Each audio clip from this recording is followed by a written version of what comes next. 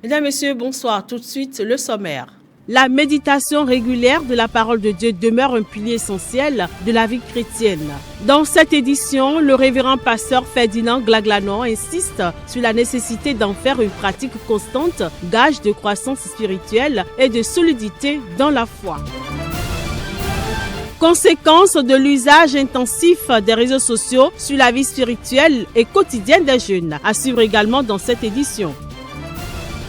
À l'heure de la récréation, les enfants se ruent vers les étalages pour se restaurer, mais derrière ces moments de plaisir, une question essentielle se pose. Que mangent-ils réellement et dans quelles conditions d'hygiène? Une équipe de la télévision Maranatha Bénin est descendue à l'école primaire publique Siké Nord A. À Cotonou, difficile de se déplacer sans emprunter un Zemidjan. Mais derrière ce moyen de transport populaire se cache un problème d'hygiène souvent passé sous silence. Le port du casque partagé entre plusieurs usagers chaque jour. Une habitude à risque dont Zemidjan et usagers sont pourtant bien conscients. Reportage Félicité Boton et Megbenou. Dans les rues de Cotonou, le balai des Zemidjans rythme le quotidien. Mais derrière chaque course, un risque invisible, celui du casque partagé, un même casque parfois porté par des dizaines de passagers chaque jour. Casque le gozebo tu nous client et nous gêne mindellement.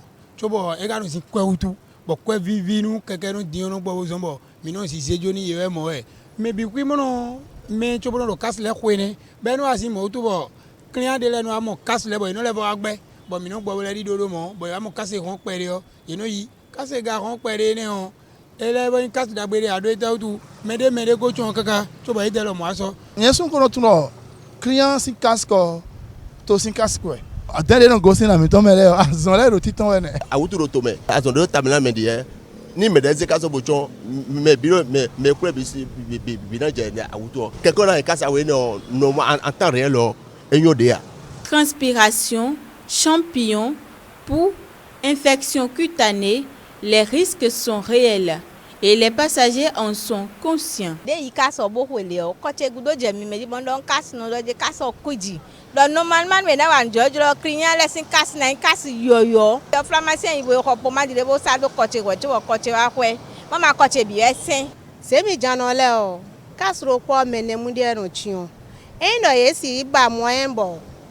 Éternation, il y a un problème et nanyo. Le couvrir de bois na zéro. Ta chobonation casso. Mais de la caro moi des fois il te casso bona. Chono wenwa. But then one van yen no chio. Yen no chono yo chon mi a des fois we de len. Entre sécurité routière et hygiène, la solution reste difficile à trouver. Certains proposent des housses lavables, tandis que d'autres appellent l'État à subventionner les casques personnels. mais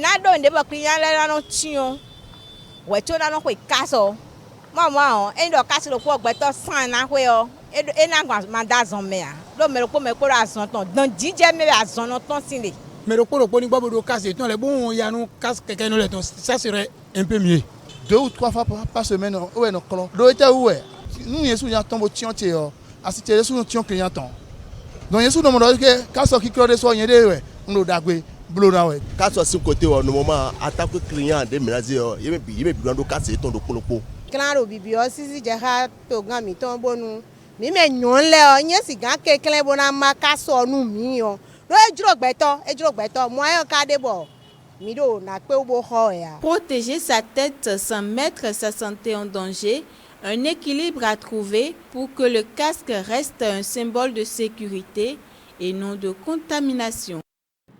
Parlons toujours d'hygiène à l'heure de la récréation. Les enfants se ruent vers les étalages pour se restaurer. Mais derrière ces moments de plaisir, une question essentielle se pose.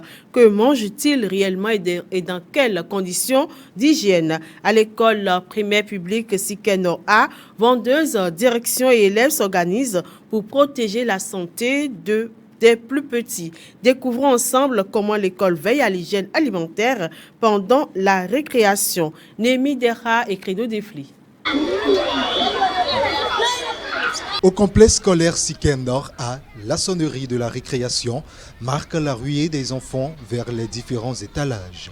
Entre pain, atassi, piran, akassa, jus de fruits ou thé, le choix est large dans la cour de l'école. Pendant les récréations, je mange riz. Pendant la récréation, je mange akassa, pain, café. À chacun son menu préféré, même si le geste de se laver les mains reste encore inégalement respecté.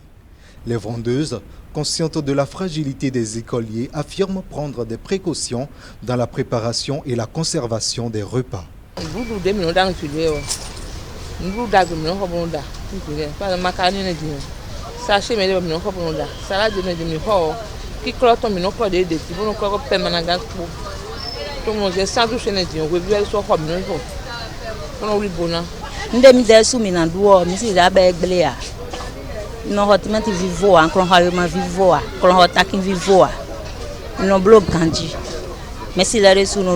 Mais au-delà des efforts individuels, une organisation veille au respect des règles par toutes les vendeuses. Avant la rentrée, pour les visites, et les directeurs nous proposent d'aller se faire vacciner avant de commencer la vente. Donc, effectivement, avant la rentrée, on a fait ça.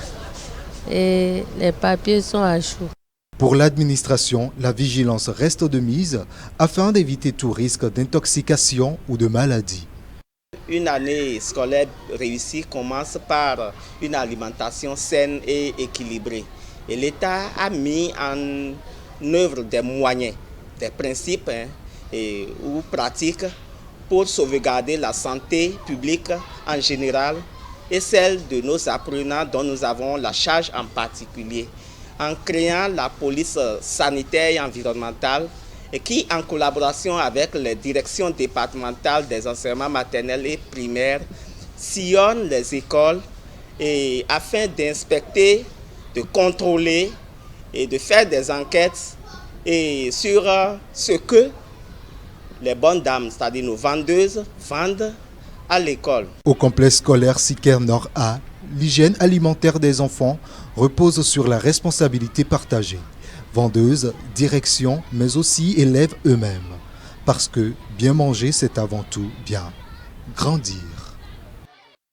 La méditation régulière de la parole de Dieu demeure un pilier essentiel de la vie chrétienne. Dans cet extrait, le révérend pasteur Ferdinand Glaglano insiste sur la nécessité d'en faire une pratique constante, gage de croissance spirituelle et de solidité dans la foi. Dans le psaume 1, David disait « Celui qui trouve son plaisir dans la loi de l'Éternel et qui la médite jour et nuit. » Donc il faut méditer la parole de Dieu jour et nuit. Tous les matins, tous les soirs. Il faut prendre une portion de l'Écriture et questionner, réfléchir, approfondir la réflexion et en ressortir quelque chose de bien pour ta vie. Quand vous méditez la parole de Dieu tôt le matin, vous recevez vraiment des directives de Dieu. Vous êtes nourris, vous êtes bâtis, vous êtes édifiés. C'est-à-dire la parole de Dieu vient dans vos pensées et transforme aussi vos pensées pour que vous puissiez discerner quelle est la volonté de Dieu, ce qui est bon, agréable pour votre vie. Donc, en méditant la parole de Dieu, vous recevez la pensée de Dieu dans vos pensées et sûrement, cette pensée va vous orienter et va vous conduire à faire et à marcher dans la volonté de Dieu. Aujourd'hui, la jeunesse vit au rythme du numérique et les réseaux sociaux sont devenus un espace incontournable. Pour mieux comprendre cette réalité, la télévision Maranatha Bénin a tendu son micro par Sœur Firmin Bonboucher de l'église du témoignage de l'évangile du Christ ETEC. Dans son intervention, le pasteur revient sur les raisons qui poussent les jeunes à se tourner vers ces plateformes. Selon lui, les causes ne doivent pas être ignorées, mais analysées afin que l'église puisse accompagner efficacement la jeunesse dans cet environnement numérique en pleine évolution. Le téléphone portable n'est pas mauvais en soi, mais il y a la manière de l'utiliser. L'utilisation que les gens en font, c'est ça qui constitue le problème. Ça les déconcentre. Ils ne savent pas à faire la part des choses, savoir qu'à tel moment, je peux faire telle chose, à tel moment, je ne dois pas faire telle chose. Comment faire, c'est ça le vrai problème. Le vrai problème en ce sens que D'autres aujourd'hui n'ont même plus de Bible physique pour venir à l'église. Ils se disent qu'ils ont des Bibles dans leur portable et qu'ils préfèrent amener le portable et lire la Bible dedans. Là, on a du mal parce que le monde évolue au quotidien. Moi, par exemple, maintenant, si je vais à un programme où je vois que je vais utiliser, peut-être je suis parti avec une Bible physique et qu'il y a une version dans mon portable que j'ai bien envie d'utiliser à cause des détails donnés, je mets ça sur mode d'avion et j'ouvre le portable. Là, je sais que ni WhatsApp, ni Facebook ne peuvent pas me perturber quand je veux lire. Dans la suite de l'interview, le pasteur aborde les conséquences de l'usage intensif des réseaux sociaux sur la vie spirituelle et quotidienne des jeunes. Cependant, il ne se limite pas au constat. Il partage aussi des conseils afin de trouver un équilibre pour ramener la jeunesse à prendre conscience entre le temps dédié à Dieu et la place qui revient aux réseaux sociaux. Quand tu viens devant Dieu, tu n'es pas concentré. Tu n'as pas l'attention de Dieu. Tu ne suis pas le messager. Et tu es à l'église, génération tête baissée. Ils sont là, il faut aller voir. La plupart, ce n'est pas la Bible qu'ils ouvrent. Ce n'est pas la Bible qu'ils ouvrent. Ils sont là, c'est soit Facebook, soit c'est Internet, soit c'est Twitter, soit c'est TikTok, en plein message. Ce qui est très grave. Je pense que ce qui est essentiel, c'est de les conscientiser, de leur montrer les inconvénients de ce qu'ils sont en train de faire, parce qu'ils n'auront jamais la connexion avec Dieu. Le Saint-Esprit ne dira rien en leur faveur tant qu'eux-mêmes ne sont pas disponibles, disposés pour écouter ce qui se passe. C'est tout pour cette édition. Merci de nous avoir reçus chez vous. À très vite par la grâce de Dieu.